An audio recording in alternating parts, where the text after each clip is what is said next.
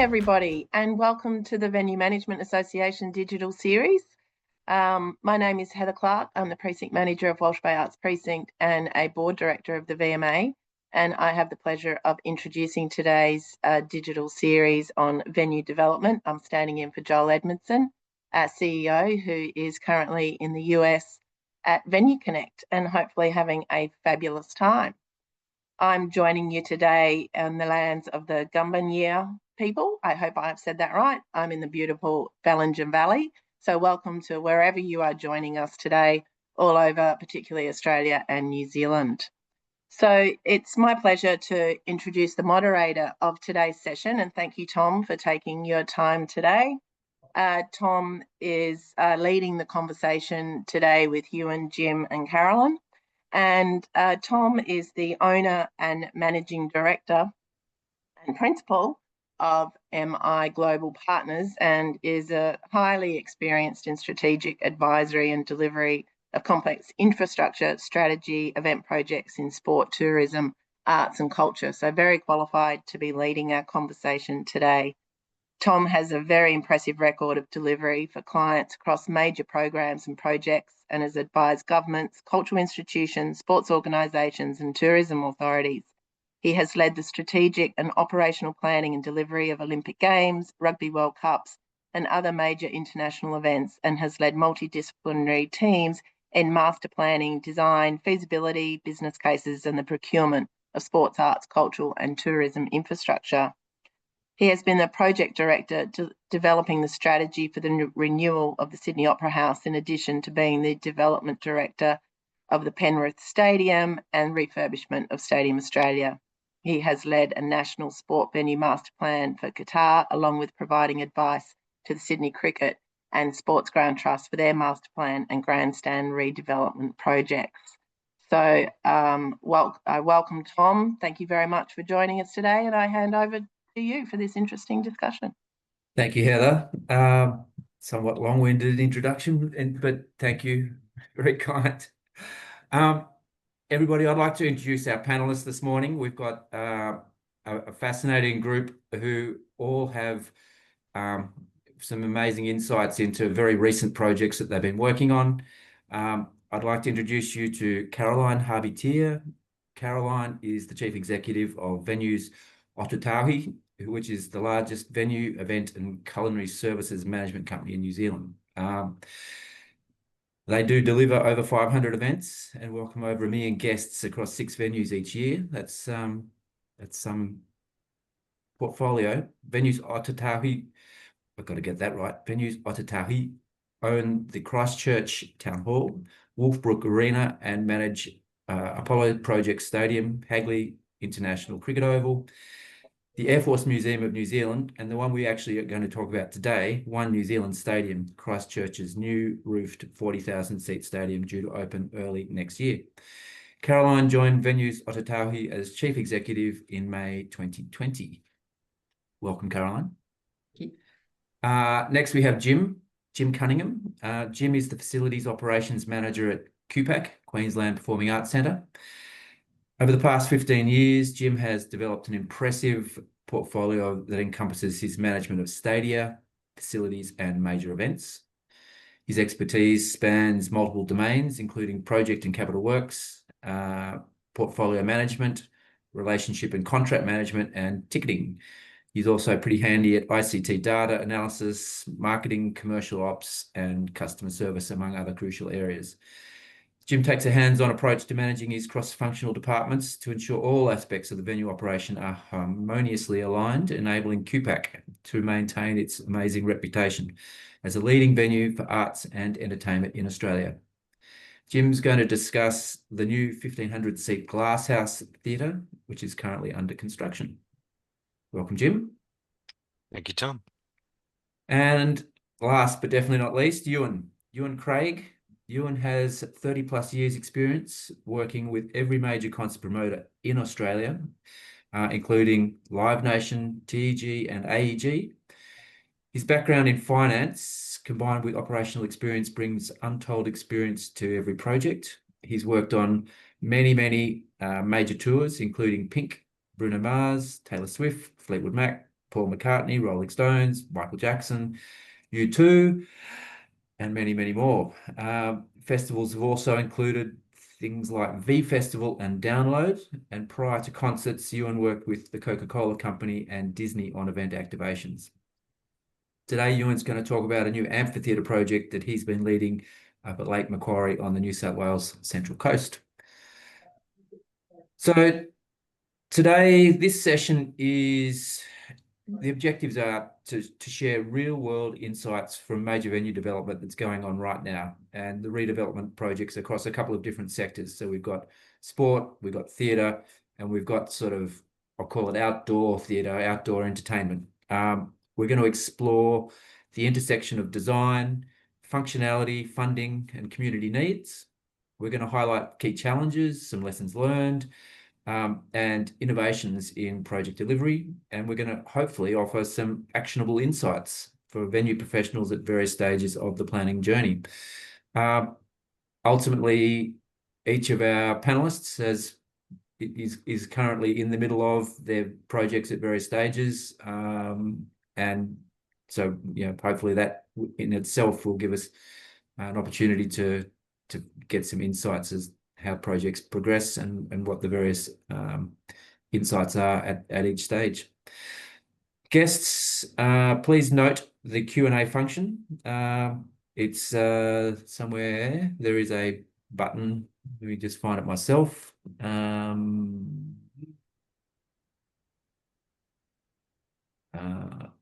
Excuse me while I just find Q&A. Got it. Please type any questions you've got into the Q&A functionality, and that way we can pick up your questions. We're not precious. The panelists are open to picking up questions as we run, but towards the end of the session, we've got a dedicated period where we're going to address questions and answers as well. All right, so let's get into this, the panel discussion. I'm going to start by first asking each of our panelists, what was the driving force behind your most recent venue development, and what are the major challenges? And I guess what we've asked is for each of them to give a short overview and some insights into their projects. I'm going to share my screen, and we're going to start with Caroline. And where are we here? Caroline, have we got that? Yeah, lovely, thank you. Over to you. Let's have a quick talk about Venues Atatauhi and your amazing new stadium. Lovely. Oh, thanks, Tom, and good morning to anybody in Australia and good afternoon to everybody in New Zealand. Lovely to be talking to you today with only about 8 months or so to go, I think, till we welcome this lovely new stadium, One New Zealand Stadium. In our view, the premier stadium of Aotearoa. Many may debate that, but that is our view, and we can't wait for it to be here. So look, the driving force, and we'll get to that next slide, which is the background. It's pretty obvious actually when it comes to Christchurch. We used to have a stadium called Lancaster Park, and that was established in 1881. But in 2011, we had a couple of quite big earthquakes, as many of you will know. And whilst that was a traumatic time for our city and our whole community, it's provided us with a blank canvas when it comes to venue infrastructure in many respects. We've had a temporary stadium since 2014, and that was supposed to be there for 4 years, but it'll be there for 12. So we've squeezed the life out of that one. But what happened in the meantime was a business case was put together for a new stadium, and that was partially funded by central government at 220 million, and then the balance of 683 million is through local government. So over the course of that period, up until 2022, we've been working through the business case, awarding the contract, and then obviously starting construction in 2022.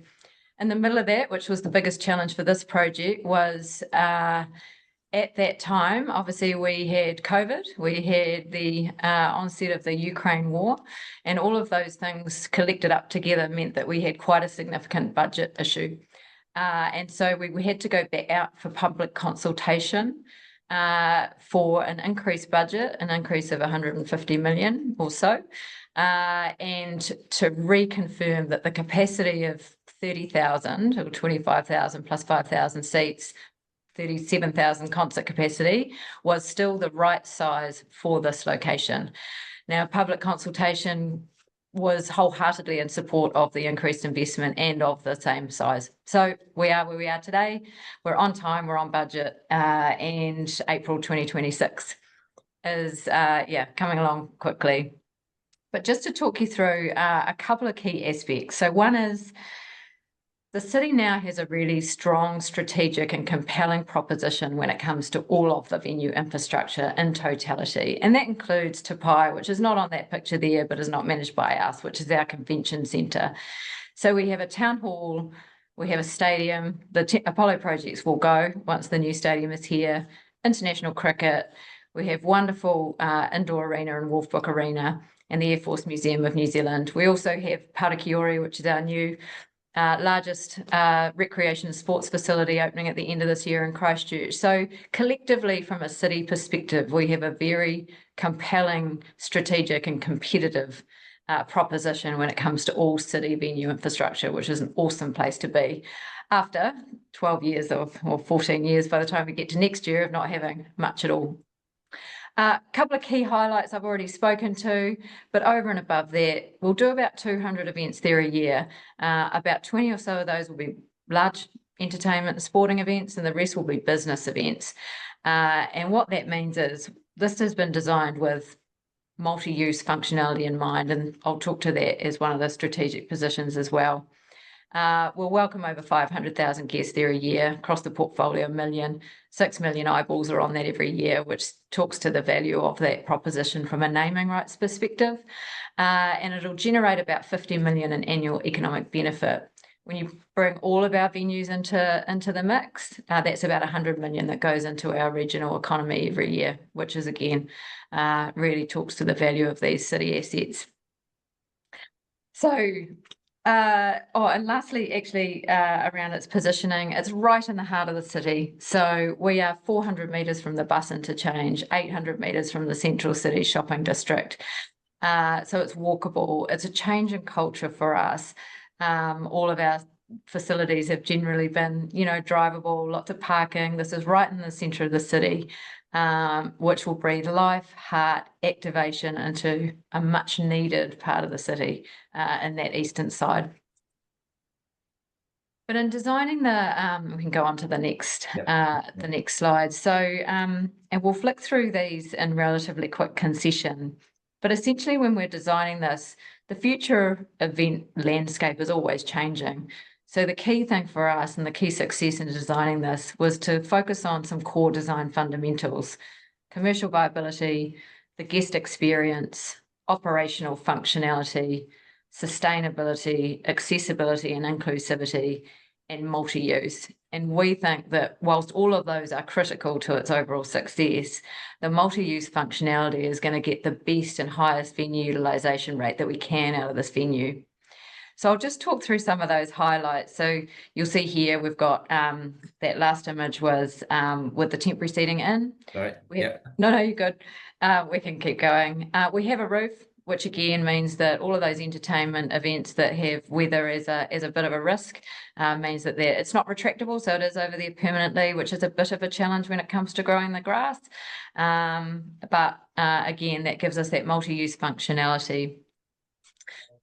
For large concerts, we have a capacity of 37,000 and we have a concrete pad as a stage pocket, which again means that we can protect the turf and turn around the venue faster than we otherwise could. We also have a reduced concert mode, which is the next slide.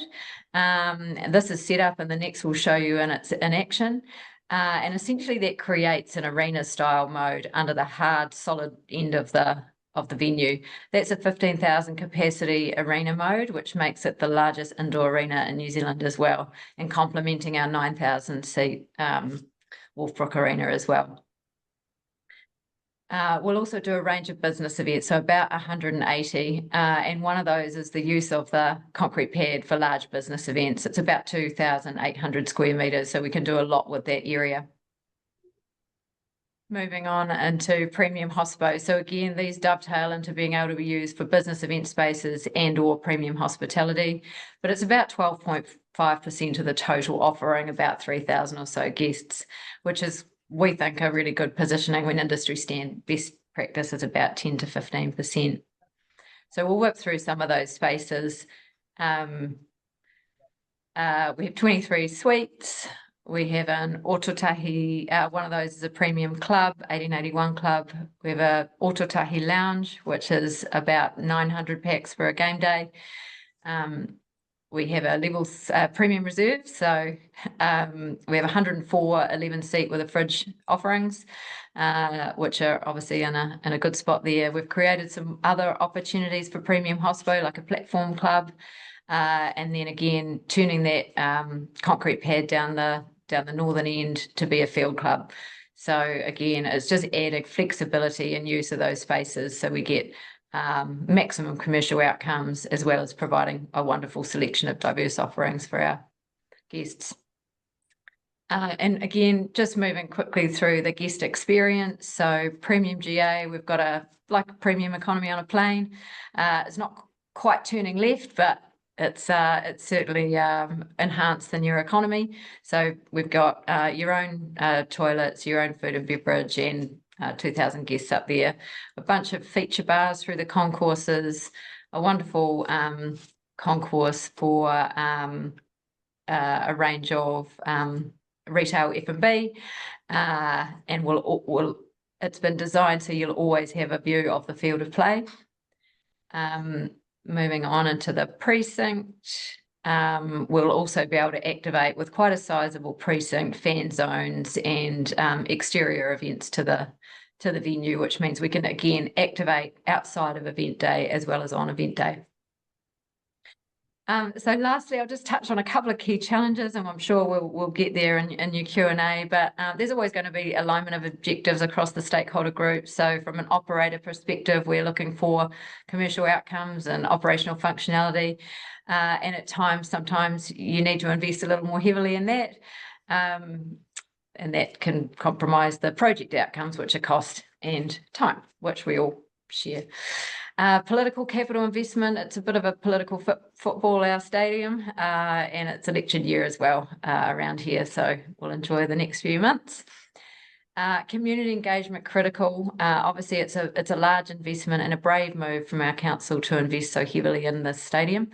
So we know that we need to make this successful for our city. So community engagement is a challenge and an opportunity. And then just making sure everyone's clear on what they're responsible for across those stakeholder groups. And then those key successes. Obviously, we're not quite there yet, but we're tracking pretty well. Just that next slide. Thanks, Tom. Yep. Key successes. The most fundamental is really that the operator is engaged in the design early, to make sure that you are getting those core design fundamentals reflected in the design early, so you're not trying to retrofit things at the end, because we all know what that looks like. Trust and collaboration, good engagement with the community and good engagement with local iwi, and making sure that that commercial strategy really is started as early as possible. So our commercial strategy started about two and a half years ago, with the likes of naming rights and forage and ticketing and content and all those things that you need to have underpin your financial model as you go into the operational readiness phase. And I think, hopefully, I haven't been too bad in my time. I apologise if I've taken a couple of minutes too many, and look forward to any questions now or at the end. Thank you, Caroline.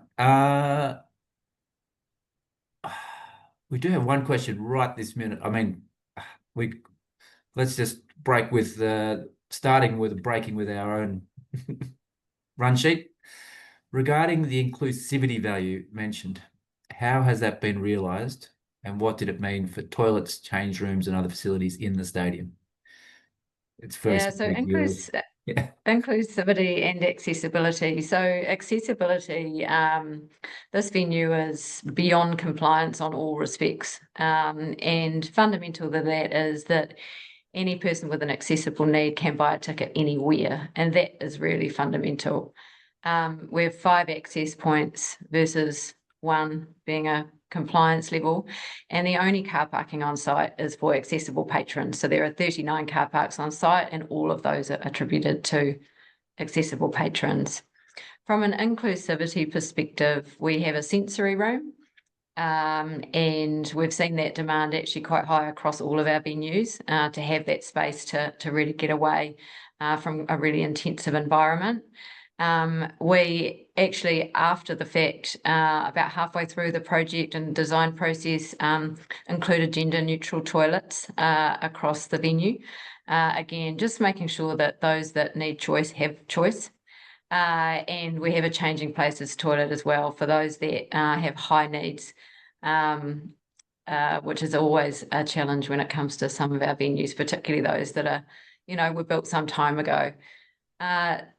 I think hopefully in summary, that's it. We'll continue to evolve as we do all of our other venues to meet the needs of our community. But I would say that accessibility particularly has been something of a success when it comes to being reflected in the design. Perfect. Thanks, Caroline. Nathan, hopefully that helps you with that. Brendan, I've registered your question. I'm going to hold that one just for, otherwise we're never going to get off this Christchurch Stadium. Let's go to Ewan. Let's talk a little bit about your project. Over to you. Well, thanks, Tom, and thanks, Caroline. WinArch Group is a privately held company. So I'm just going to go through a bit of background about who WinArch Group is, because maybe several people on this webinar aren't familiar with us. So basically, our catch cry, jump to the next slide, our catch cry is connecting people and places like no one else can. We use that catch cry because basically our venues team has been created by people out of the industry and also people from the property group. So we're one entity that has created an end-to-end team to work on venues and to work on our venues. If you can jump to the next slide, please, Tom. So yeah, basically WinArch Group's an integrated investor and developer. So we manage both real estate and also we've come out of the industry. So we can jump to the next slide, please, Tom. So you can see our different pillars that WinArch operate under. So we've got property, live experiences, music, and sport. And the brands that we operate underneath there, you can see them as Finders Keepers, which is a consumer market, Muter's Corner, Olive Tree, Guitar Lounge, Cedar Mill, What's On, and Secure Events and Assets. So basically a range of entities that all work around the same ecosystem of what WinArch is, and it's about building events and opportunities that are all centered around the human experience, and this is what we've taken into our venues. So we can go to the next slide, please, Tom. So with WinArch Live, effectively it's an event services industry. We've got experts in site management, production management, crowd control, security, event management, and bar operations. So out of each of those areas, we've cherry-picked basically specialists out of their fields to bring them all under one entity. And if you can go to the next slide, please, Tom, you can see they're the entities there, the brands, the main brands that we work under, Cedar Mill Events, What's On, and Secure. If we can go to the next slide. And all of that, as I've raced through that very, very, very quickly, we've brought together under the one roof to build our venue. So this has basically put us all together. The combined IP out of each of those units is what's being used to build our venues. So we can go to the next slide. So our main venue that we're building at the moment is the Arch up in Morisset. For those that don't know, Morisset is about halfway between Sydney and Newcastle, and it sits between the major train line to Newcastle and the M1 motorway. It's a 30,000 capacity amphitheatre, and it's built more on the traditional lines of the US amphitheatres, where basically we've got an orchestra pit, which can be both seated and general admission. then go into our seating bowl, which is being designed at around the 12,000 capacity for the seating bowl, and then into a lawn that'll run us out to the 30,000 capacity. It's a privately owned, privately funded venture that's well into construction at the moment. We can go to the next slide. So basically, the driving force for this venture was our founder, gentleman by the name of Paul Lambus, is basically a property developer first, but secondly, he's a drummer. And for those in the music industry, it's the drummers that always come up with the mad ideas. So he's the one that's had the vision to it. They're unlike any of the venues or any of the large venues in the country. It's not driven by a state government or a federal government funding. So it's an individual. So he's the main vision behind it, and he's absolutely the driving force behind it. It's a complete bespoke creation. There's no other large amphitheatre like this within the country. Our closest comparisons are the Sydney Myer Music Bowl in Melbourne, with it's about a 12,000 capacity, and the Brisbane River Stage, which is about 8 to 10,000 capacity. So it's a brand new design, and that's really why the team have jumped on board to be a part of this. It's never been done before. So for us, also the more mature team members, for us, it's a really exciting project to jump on board and become a part of it. So as I said, we've gathered different industry experts out of all those different event service companies that we've had, and that IP is what's driving it. And what's in the creation and the design process, and the demand is there for a venue like this. I mean, the regional markets are becoming a lot stronger. The Gold Coast, Newcastle, Geelong, out of our major capital cities, those regional markets are coming really strong. And there's over 1 million people in that corridor between the north of Sydney and Newcastle. So our major challenges is the concept itself. It's never been done. So we absolutely have no blueprint. We have no path to follow. We have no architect's plans. We have no venues that are similar within Australia that we can compare ourselves to. So a lot of the concept, we've taken many trips over to the US to see what's being done over there. So that's, basically we've started with a complete green canvas. In fact, it started as a golf course. The major the stakeholders have also been proven to be major challenges, because for a lot of the government entities, there is no square box to put a tick in. Entities such as Transport have really struggled, who's our neighbour, because it's not been done before. So everything is completely bespoke. And the size and the scope of the project as a privately owned, privately funded event is also a major challenge. As I said, 30,000 capacity venue. It's a serious amount of money, but it's the founder's dream to get this up and running. So that is our arch in Morisset. Thanks, Tom. Thank you very much, Ewan. All right. We're now going to flip to Jim in Brisbane, and we're going to talk a bit about QPAC. Jim. Thanks, Tom. I'm excited to be among such an awesome panel and share a little bit about QPAC's project. Firstly, I'd like to acknowledge the traditional custodians of the land on which QPAC sits, the Yagara and the Turrbal people, also the Quandamooka people, where my family and I call home. Today, I'll be talking about QPAC's 5th theatre, which is currently under construction, nearing completion at the end of this year. So we're a little bit more on the home stretch of the journey, opposed to Ewan and Caroline.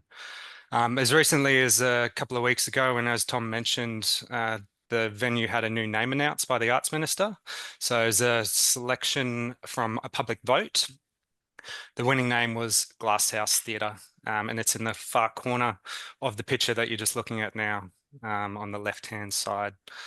I have some images to show later, and those photos will probably hint at why the name was selected. But so to the question and the driver and the challenges for the project, I thought I'd start just for those unfamiliar with QPAC, giving a little bit of a high-level background on the venue. So QPAC, or the Queensland Performing Arts Centre, is located on the south bank of the Brisbane CBD, as shown within this picture. It currently has 4 venues, numerous function and event spaces and F&B outlets. The Lyric Theatre has 2,000 seats. The Concert Hall has 1,800 seats. Playhouse is 850 and the Cremorne is around 300. QPAC hosts 1,400 performances annually, 300 seasons and 1.5 million ticketed patrons. So those 4 venues are operating at currently close to maximum utilisation at around 95% and have been doing so for quite a long period. And that was really the main driver for the new theatre being delivered. Southeast Queensland's one of the fastest growing areas within Australia. And with this consumer demand for a new theatre, the Queensland government supported the construction of an additional 1,500 seat proscenium arch venue. There's 100 automated fly lines, an orchestra pit, stalls and a single balcony. So I'll go through some of the photos later, but that 1,500 seats commercially makes sense, and it's a great stepping stone between a 2,000 seat Lyric and an 850 seat Playhouse. The new theatre should accommodate an additional 300,000 patrons annually. Other locations around Brisbane were considered for the new theatre. However, a green space within QPAC was thought to be the best location. It also allowed the theatre to be incorporated into QPAC's existing operations. Within this image, you can see the 2 tower cranes, the white and the red there. That's where the new theatre is. And I thought I'd share a quick video, Tom, about the construction, and I'll talk through the project a little bit more and then some of the challenges as that plays. So this is the green space that I was referring to earlier, and surrounding that is the rest of QPAC. An international design competition was announced in 2019, and architects from all over the world submitted proposals. The winning design came from a local firm, Blight Rayner, who partnered with Snøhetta Architects, and the design was very clever. As you can see in the video here, they sliced off a small section of 2 existing studios within QPAC, although the studios were retained for continued use. The design also built over the surrounding footpaths, out and up, therefore increasing the floor space for both front of house and back of house. The design also accommodates 2 new studios or a flexible performance space below the venue, meaning QPAC would gain an additional 2 studios, or 4 in total, for its growing number of stages. As you can imagine, there has been and continues to be many operational challenges for what essentially is a venue extension. So building in the heart of the CBD, it's usually hard enough, but this has been amplified by working around 4 live operating theatres. Noisy works, power, water shutdowns, truck material movements have all required careful stakeholder planning around QPAC operations and programming or forward programming. QPAC performance schedule is shared weekly with the builder, and any potential disruptive works go through a rigorous approval process. Just as the project broke ground in early 2020, similar to Caroline, the COVID pandemic hit, and just like everyone else around the world, we were forced to slow down a little bit. Fortunately, the Queensland construction industry was deemed to be an essential service, and construction continued after a little bit of a false start, but the cascading impacts have still been significant. Supply chain disruptions, material shortages, price increases, subcontractor insolvencies. The entire construction industry felt these effects, but Glasshouse Theatre wasn't immune. Industrial relations was also a significant challenge, causing us delays, one it's pretty hard to plan for. Another challenge was in February 22. There was another unexpected event, and extreme weather caused widespread flooding within Brisbane and also within QPAC. The flooding caused QPAC to close for a period and also had cascading impacts on the Glasshouse Theatre. As recently as March this year, there was another weather event in the form of a cyclone, which caused another project scare, but luckily for QPAC, we avoided further damage that time. We're getting very close, and I might just ask Tom to bring up some of the images of the new theatre as of today. But where practical completion is coming at the end of this year. This is a picture inside the auditorium, and you can see the orchestra bit there, the proscenium and the stage and the fly lines, or 100 automated fly lines on the stage there. The seats are all in and covered with plastic so that we're ready to go when we get to that point. We've got a fair bit of work to go with an extensive handover, testing and commissioning program. Put simply, we need all of our teams to get into the venue, learn how to operate, learn how to drive it with all its bells and whistles. So some of those bells and whistles are really around the advanced technology, acoustics. We have a broadcast studio within. We have a number of other things that I won't go into too much detail here, because I guess we'll be talking through some of those things as part of the panel discussion. But we're very excited. We're close to the finish line and can't wait for it to open after handover early next year. This is a foyer space. So we have a stalls foyer and a balcony foyer overlooking the Brisbane CBD and the Queen's Wharf project. If you go to the next photo, Tom, this is the outside, and obviously Glasshouse Theatre. These glass panels, each panel is 7.5 meters tall. There's 200 glass panels. There was one contractor worldwide that could actually deliver this, 4 layers thick. Actually installing these was very interesting and few nervous moments for the project, but as you can see, it's looking fantastic, and we're thrilled with what we will receive for this project. Thanks, Tom. Okay, very good. Thank you, Jim. So, guests, now we're going to move to a little bit more of a panel, traditional panel sort of conversation. And I'm going to sort of bounce a few questions around the panelists. We'll get their reflections, and then we can either pick up some questions from the audience as we go, and or towards the end I've got a dedicated session for Q&A as well. So let's start with design and design input. All projects need a reason to exist. You need a vision, you need a set of guiding principles and objectives. Later usually comes some form of business case. Can we afford it? And eventually a very detailed description of what it is we need to build, the brief, the Bible, so to speak, for those of us who have been through the process. What have been the main drivers of design in your project? How important has the vision and objectives, the business case and or the brief been? And what tips can you give us in developing these important tools? I'm going to start with you, Jim, but everyone be prepared. No problems. Thanks, Tom. I think I can't go past the project brief. I think it's the most important document that we have lent on numerous times. We're still doing it today, and we're almost nearing practical completion. So for QPAC, that project brief, we were lucky enough to work with the Office of the Queensland Government Architect in putting that together. It's a very comprehensive document, close to 100 pages.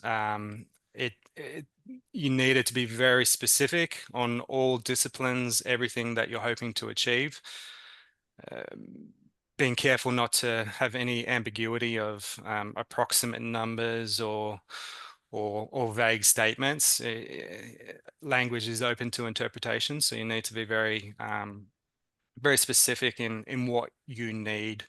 Doing research on what is it that you actually want, what is it that your clients want, what is it that your patrons want, and putting that all together succinctly in the brief is very important.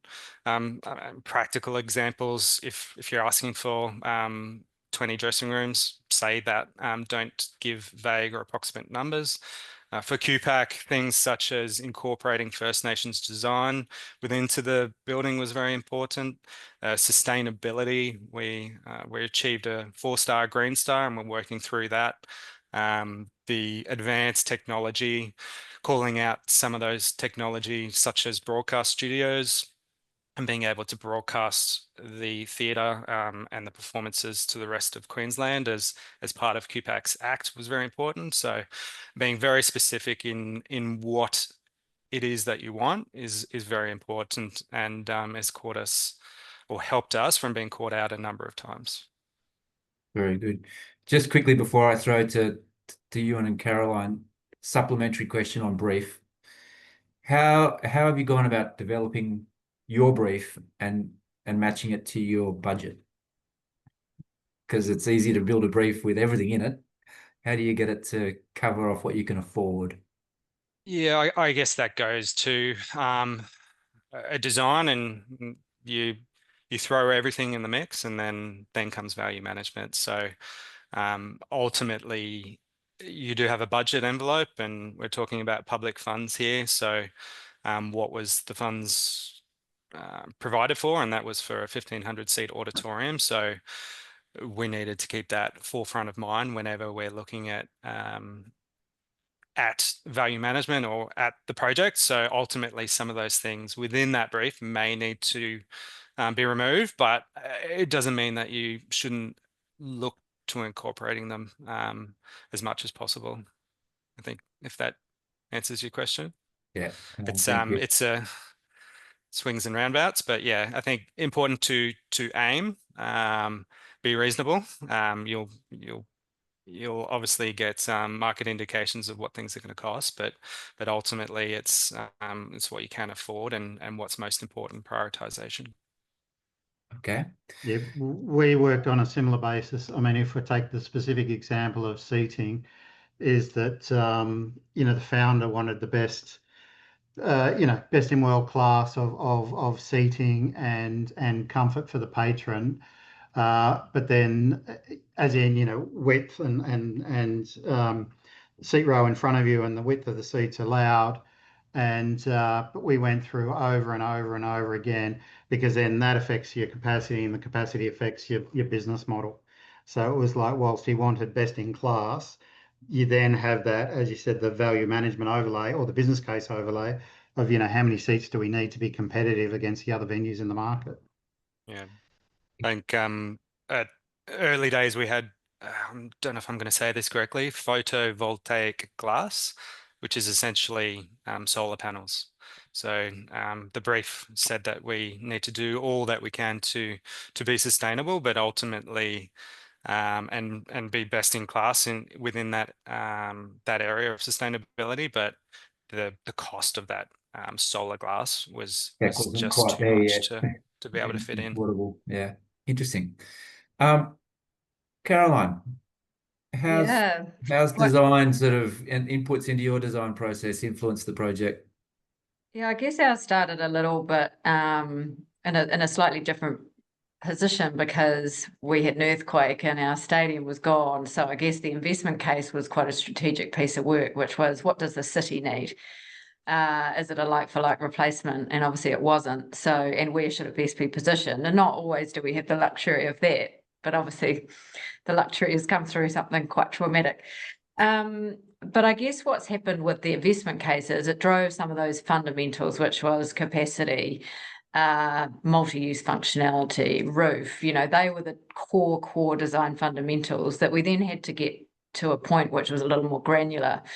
And obviously the project brief was driven by those, but obviously so the project brief has always been the sort of source of truth. But I guess when it came to making decisions, either through a value management exercise or through, what were those core design fundamentals that could always be our measure? And I guess that was that as part of my presentation, which is we sort of got those 6 design fundamentals, and sometimes there'll always be a priority in order of, sometimes we may have to deprioritize, like you said, Jim, a sustainability outcome if it just genuinely isn't going to stack up when it comes to a commercial outcome.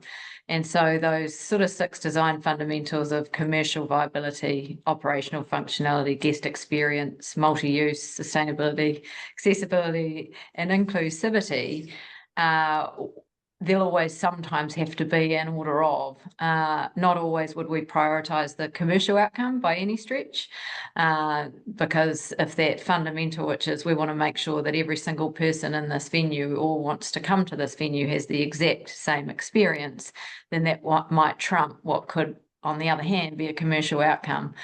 Some of the examples, similar to you, Jim, we had, rainwater tanks, for example, they were value engineered out. We have structural capacity for solar, but we don't have solar. So there have been some compromises along the way, but I think the other underpinning fundamental is where we can future-proof the opportunity to retrofit, we are. So we do have structural capability for solar.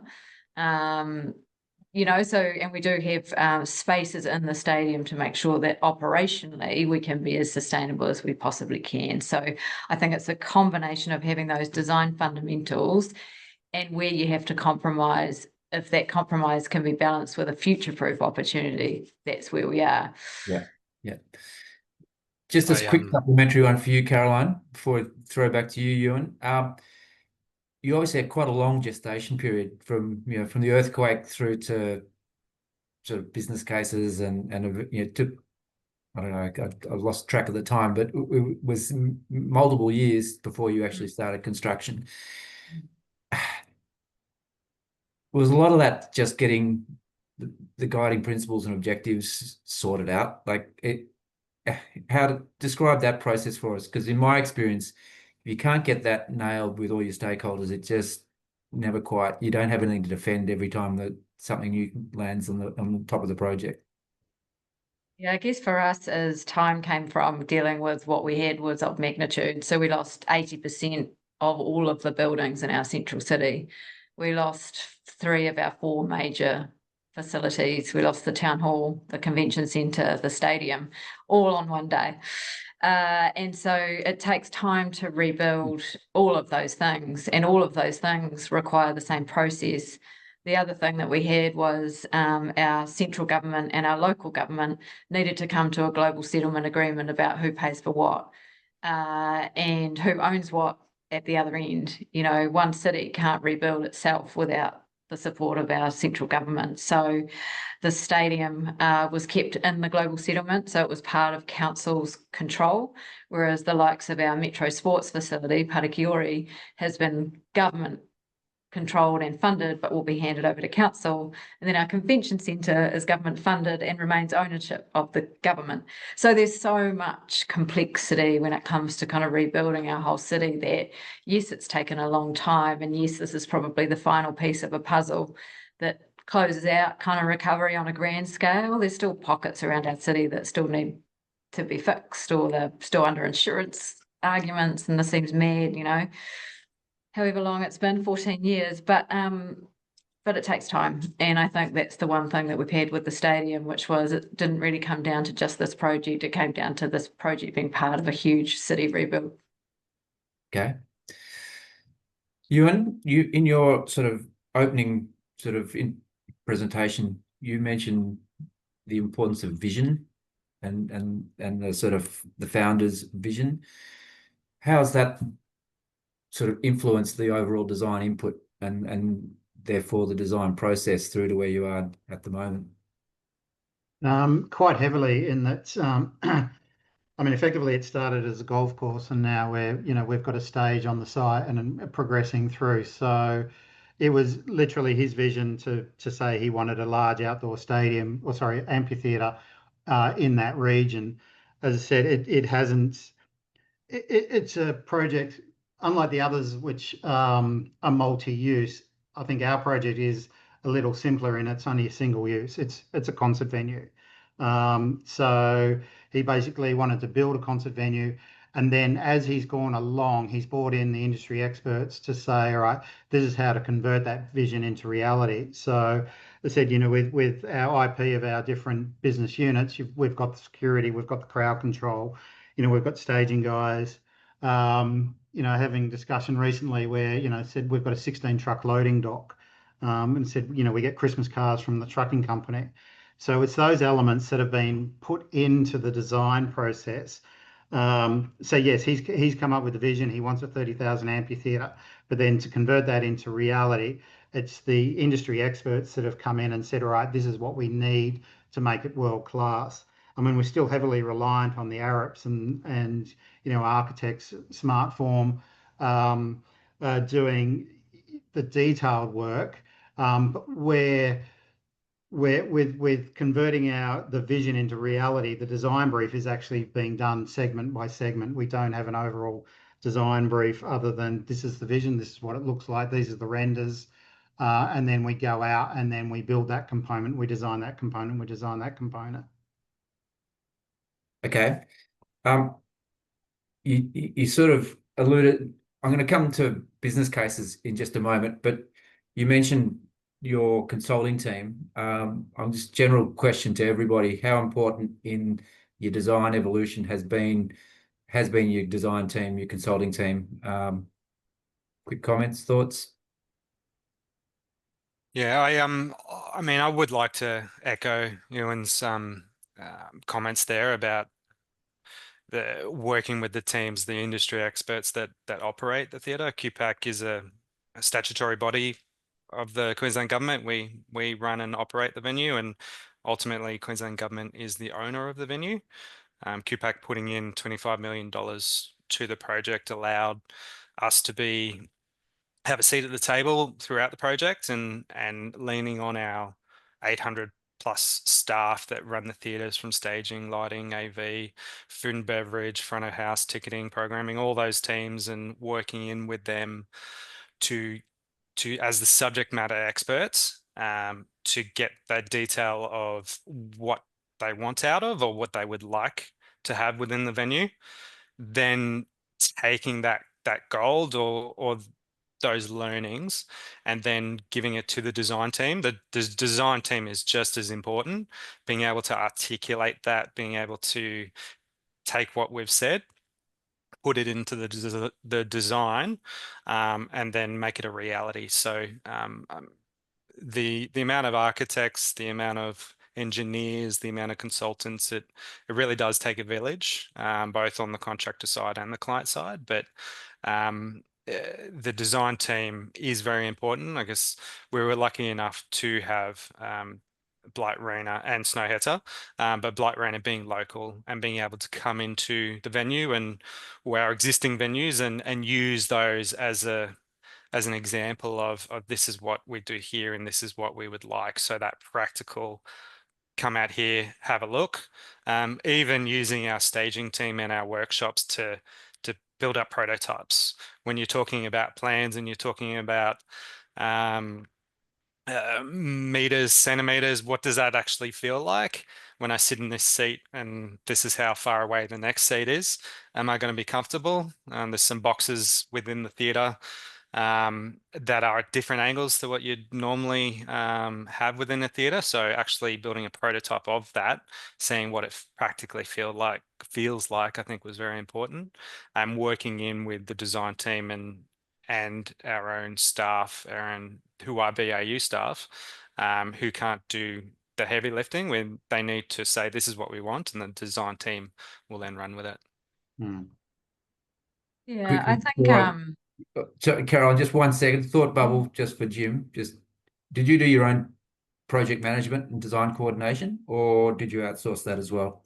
So project management, again, being government venue, so we had the Queensland Department of Public Works as our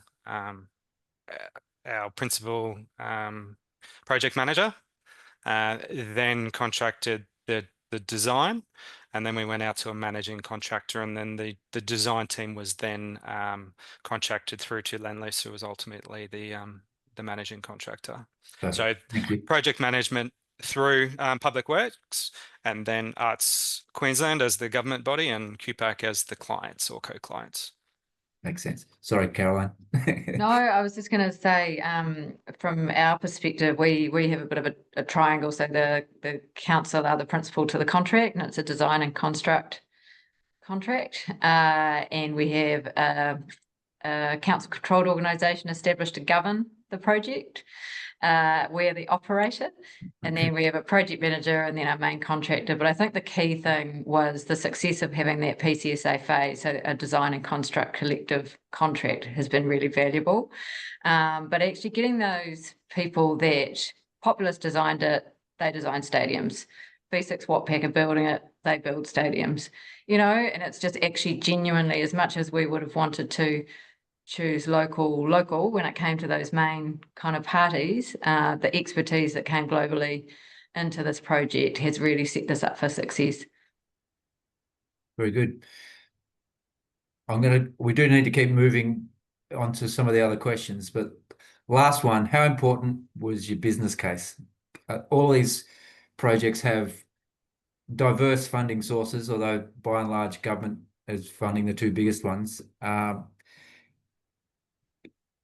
Do you live and die by your business case? I mean, personally, I know that stadiums rarely have a business case that comes with a BCA greater than 1 for a whole range of reasons. They're very expensive, capital buildings. There's a social need, social good, etc. But has that been an issue, or is that something that was not really part of your projects? Well, from our perspective, the investment case was always the point in time where this thing either stacked up or it didn't. But as to your point, this is not this is a community asset, and our role is to maximise its commercial outcomes as well as its social and cultural, environmental outcomes as well. So our investment case has been the line in the sand to what we measure, but now we've built what is the new model. We'll always use that as a base point to reference, but now the construct of that investment case at the point in time is so different now to what it looks like that it's almost irrelevant. But that will always be the measure. But as I say, from this point on, the successes are far greater than what was, factored into the investment case, but it's a point in time. And so as things flatten out over the next 25 years, that's when it'll come back to its, Very good. Anyone else? Yeah, I mean, business case as a privately funded entity was very strong in basically every aspect that we do.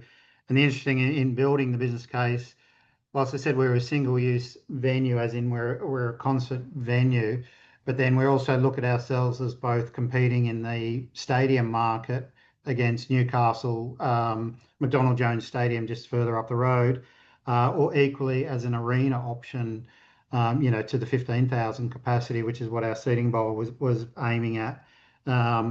Whereas, competing head-to-heads with other stadiums to get a show, or convincing the three large promoters to add us as an arena play date. So, there was a lot of modelling done on the usage to basically build the business case back against, the capital input that was required.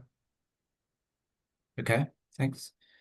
Jim, you want to throw anything in there, or you? Yeah, I mean, if we didn't have a business case, we wouldn't have got funding and wouldn't have a venue. So it's very important. I think, as Caroline said, it is a point in time, but there's years on years of data and putting everything together, the reasons why we need the venue, and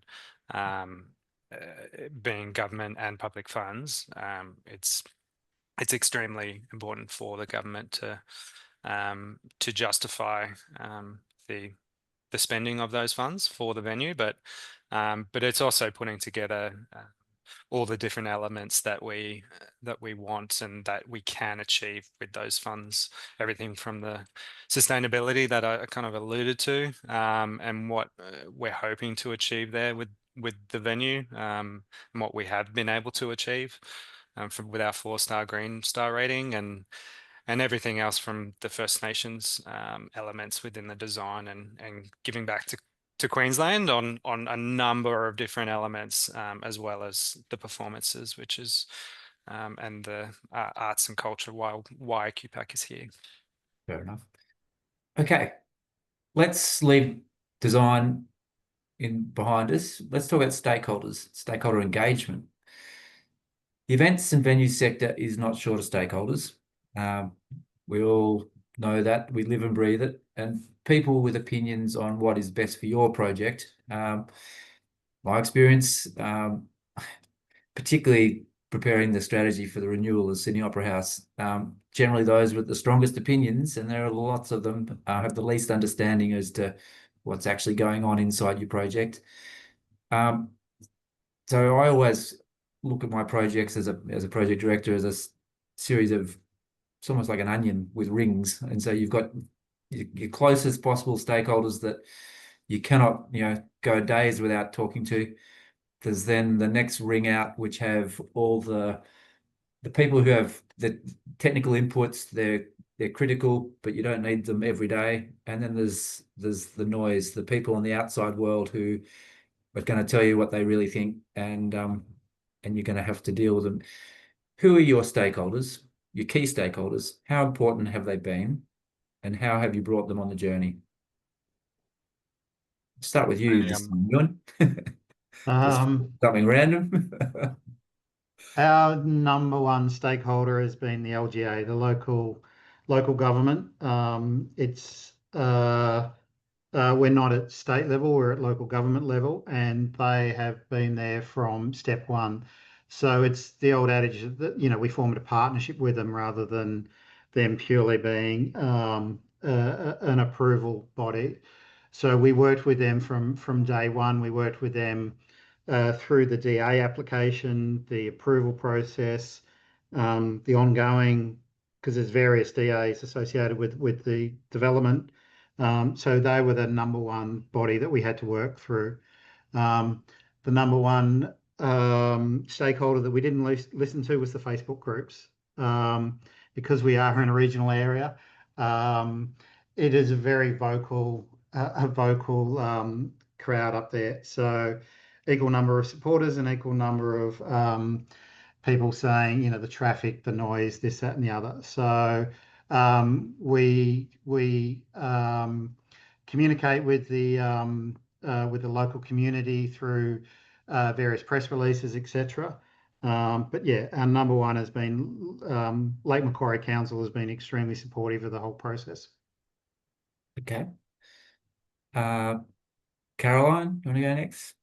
Yeah, like globally, our core stakeholders, I guess if you look at them in two buckets, one is about engagement and the other is about advice. So obviously advice on design is all your venue users and your technical experts, etc. And that engagement, has been throughout. But I think more broadly and more strategically, it's our community. And the weight of public expectation on this is fairly heavy, exacerbated by the fact that we have waited some time for it to be here and seen a lot of things go past us to other cities. So, there is a weight of expectation there. Local iwi is really critical as well, particularly around design and reflecting the cultural narrative in the venue itself. But I think what we've done quite well, hopefully, is between us as the operator and the council and the project as the governors of construction, is we've communicated publicly quite separately. So the project and the council communicate about construction updates, and our focus has always been about community engagement around bringing the venue to life. And obviously underpinning the commercial strategy. So what will it be like to be in there? What are the things that are important to our community? Is it accessible? Is it sustainable? Is it going to have wonderful technology? What are the types of events? All those things that actually breathe a bit of warmth and a bit of heart into the venue before it's here. And then the council have had their lane, which is more about, are we on time? Are we on budget? What are the milestones, etc. So I think, if you think strategically, the big main stakeholder is our community. Obviously there's plenty of others, but at the, if I think big bucket, yeah. Very good. Jim? I think we've gone through a number of the stakeholders, and we're very similar from our own staff, from our own clients. Like I said, we do venue extensions, so we need to keep the other venues running without that's during construction. During design, all of our home companies, all of our clients that come to the venue, we're in a bit of an island in South Brisbane. We are on Arts Queensland land, which is in front of us, bordered by Southbank Corporation land, which then Grey Street is the other side of the island is Brisbane City Council. So there's been a number of other projects going on simultaneously. The Queen's Wharf project was delivering the Neville Bonner Bridge, which was coming to our doorstep on QPAC. So that was a project with micropiling and construction very near to our front door. The Brisbane Metro is also a Brisbane City Council project, $1 billion project in delivering improved bus network and metro transport and improved public realm around QPAC. So they're on 2 streets bordering QPAC as well. Setting up construction coordination working groups was very important to ensure that the 3 major infrastructure projects that were happening concurrently were playing together nicely in the playground. So there's some of the big ticket stakeholders. Obviously, there's a multitude of people throughout the process. Just trying to think through. We had accessibility consultants that we engaged around ensuring what we were doing was meeting best practice and the practicality of their needs. The list could go on. It's been a very long journey, and stakeholder management is crucial and one of the most important things that you do day to day. Absolutely. Did anyone put in place any specific governance structures for stakeholder management? Quick supplementary question. Yes, no, maybe. Yeah, we had a commercial and stakeholder engagement subcommittee that our board and the project delivery board, which I'm an advisor on as well, we shared governance. Okay. Anyone else with anything to add? Otherwise, I'm going to keep going. The next couple of questions we're going to turn into slightly shorter format answers, just to keep us on time. Constraints. Projects never quite go to plan. What have been your biggest issues or constraints? Caroline. I think despite as the operator,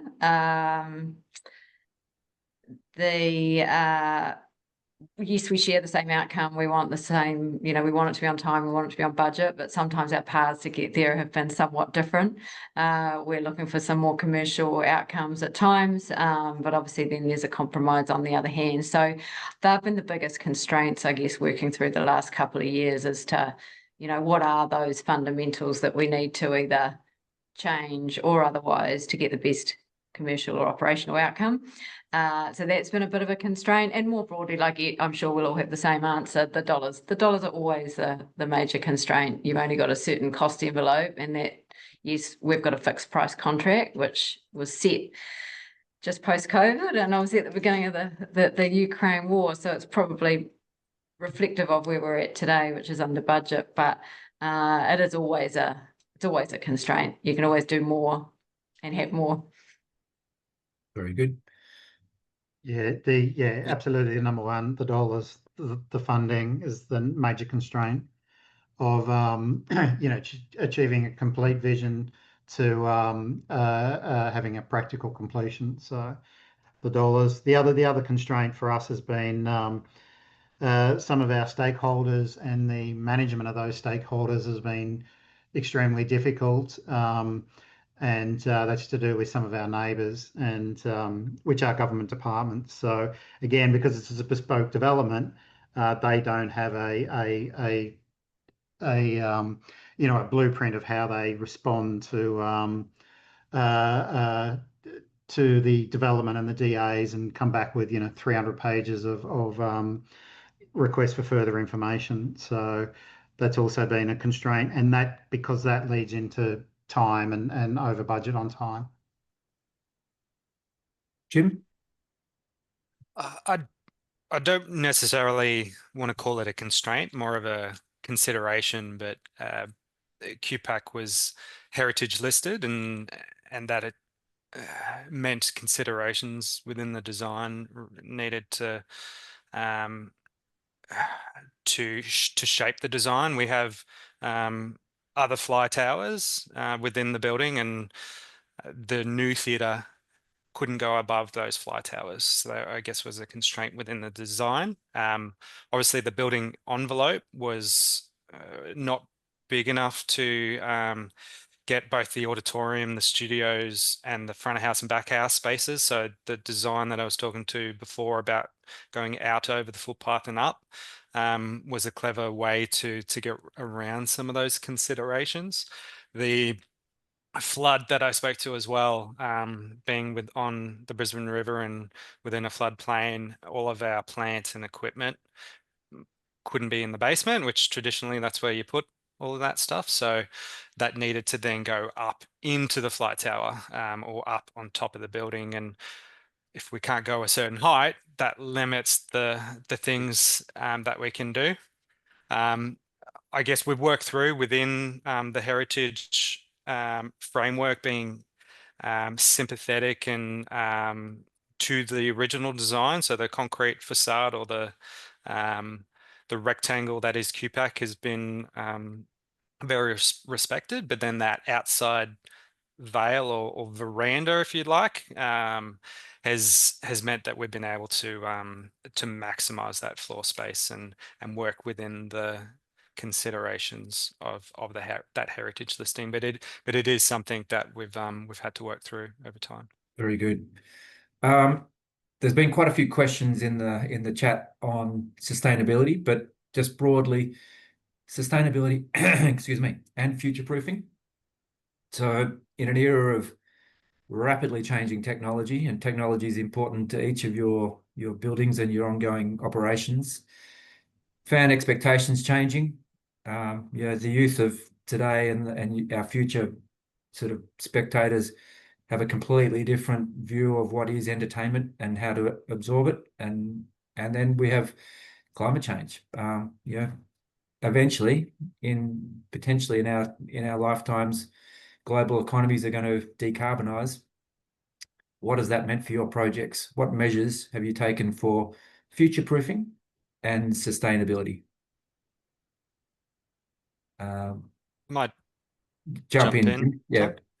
So I mentioned at the top, we've managed to achieve a 4-star Green Star rating, which we're pretty proud of. It's not at the very top, which we would have loved to have got to, but we're still pretty happy with the 4-star Green Star rating. And it's quite a rigorous process with working with consultants and the entire design team and contractor and also our own operations. Once we actually take the building, we still need to keep reporting on the requirements for that Green Star, everything from our waste management to the amount that we print and how we're lighting the venue, the energy efficiency of the HVAC and air conditioning systems, with many different studies around the heat load and where the sun sets in the morning, different times of the day, and to where it sets. Luckily, where the building was positioned, we don't get too much sun. So in the east, sunrise in the morning, the building is protected by the playhouse. When it sets in the west, where the glass facade is there, we had a translucent film over the glass to protect some of that sun coming in. It's also cleverly where we've put the dressing rooms so that BCC is across the road. You don't have people looking in as people are getting changed. So some of those things also around the materials being used in the building. We used a lot of cross-laminated timber, or CLT, which is carbon capture within. So that it's all about getting a number of points, and carbon accounting can become a bit of a numbers game, but it's every little bit counts. So you might think that me not putting that in the right bin doesn't do its bit, but it does. All those little bits and pieces that you put into a building will really make a difference in terms of how much you're polluting. Yes, we're still using steel, concrete. It's inevitable, but it's the where can you supplement that for a more sustainable product? Just, Sorry. just a quick one because it's specific to Glasshouse. How did you land at 4-star, not 5-star? It's really those numbers games, and there's certain things that we need to do as a live operating venue that we just can't get around. So things such as keeping the lights on, the amount of materials and how they were disposed of is also part of that. I guess cost comes in. The photovoltaic class that I mentioned earlier would have been amazing to have things such as that in the venue, but we are looking at other things that we can supplement in the existing building to then plug into not just the Glasshouse, into QPAC. So Okay. we're taking I guess overarching lens with sustainability, where we're going through all of our operations, all of our venues, and working through that data capture. Where are the big ticket items that we can really make a difference, and then putting the plan through there. I guess the Glasshouse, we're pretty happy with where we've landed to. Hopefully we can get to 5-star eventually, but it does take, I guess, some changes within our own operations, if that answers your question. So it's because it is a venue extension. All right. We need to do a little bit more. Caroline, you got a few challenges. Stadiums are never easy to make them sustainable. Yeah, 55% of the cost of that stadium's in the steel. So we have a lot of steel, a lot of concrete, and we also had quite an exercise in value management at the point in time where we had that budget overrun. So the likes of a 5-star, 4-star certification was actually carved out. So the focus has really been on how can we get best practice sustainability outcomes in construction as well as operation. But some of those things acknowledged have come out, like the likes of rainwater tanks, and some of them have been future-proof, so the likes of solar. But what it is it's a brand new building, so we're lucky to have all of our energy efficiency and our lighting and our HVAC systems, etc. We're all electric, so there's no gas on site, so we are all electric cooking. We have all of our turf equipment will be electric. Our turf lights are electric, obviously. Massive utilities bill, so we'll deal with that, and then obviously look at how we can then bring that down from a, what that looks like from an emission perspective around energy. But stationary fuels and transport fuels are pretty much nothing.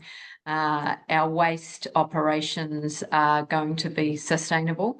So that is what's really been reflected in design, is that we can operate in a sustainable manner, but there are always those challenges when it comes to the entire building itself. Very good.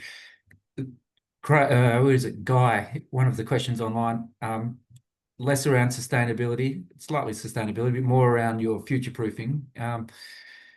Gen Z and Alpha market, which will have a serious buying power in the next 5 years, and expectations around tech and purpose and immersive participation. Has the venue thought through beyond seats? Have you got developed creator zones or sustainability dashboards or gamification engagement, et cetera, for our future fans?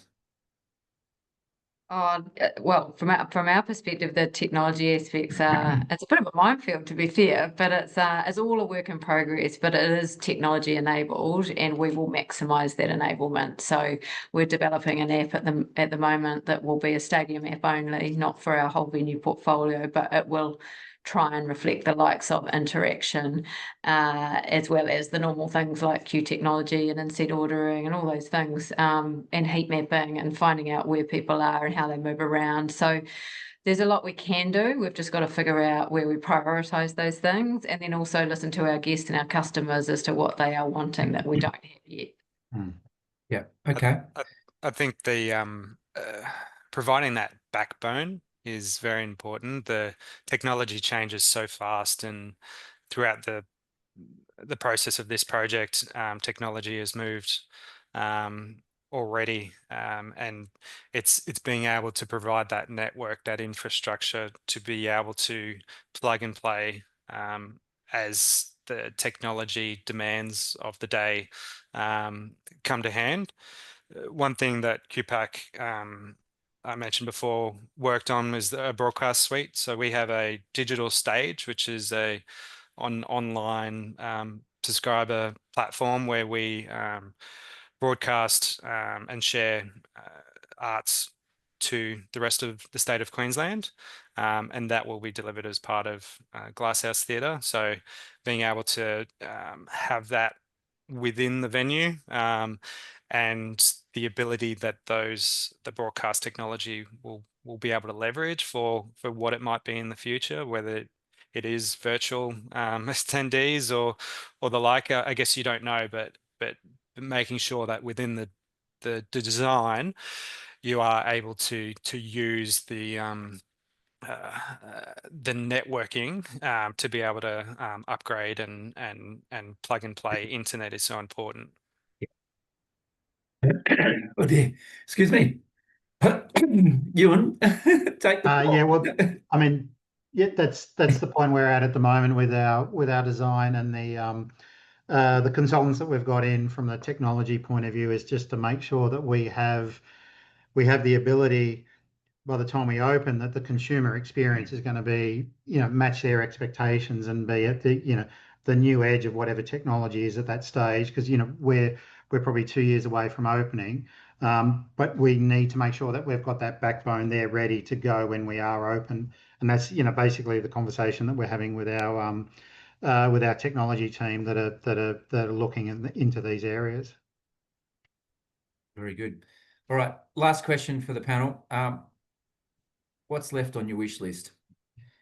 Given unlimited funds, what would you love to include? What's the one thing that you're sitting there going, God, I wish I could have done this, but it just wasn't possible? Ewan. Well, our wish list is probably to roll out more of these. Basically, it's if you look at it as a lower cost concert venue that we can roll out through the regional areas, not the metro areas. They're well and truly covered, but basically to create a design footprint that we can then roll these out into, secondary markets, so the Gold Coast, Newcastle, Geelong, etc. But then also downscale them and create a version of these. So instead of 30,000, we're aiming for 3,000 capacity and roll them through truly regional and remote areas. Very good. Caroline? If I was to pick two things, they're quite material though, but a retractable roof and a retractable turf. Because the biggest thing about having a multi-use venue is the ability to flip it, and that grass is a problem. Indeed. Okay, Jim? We mentioned value management previously. We did have a number of things in the venue that we needed to take out.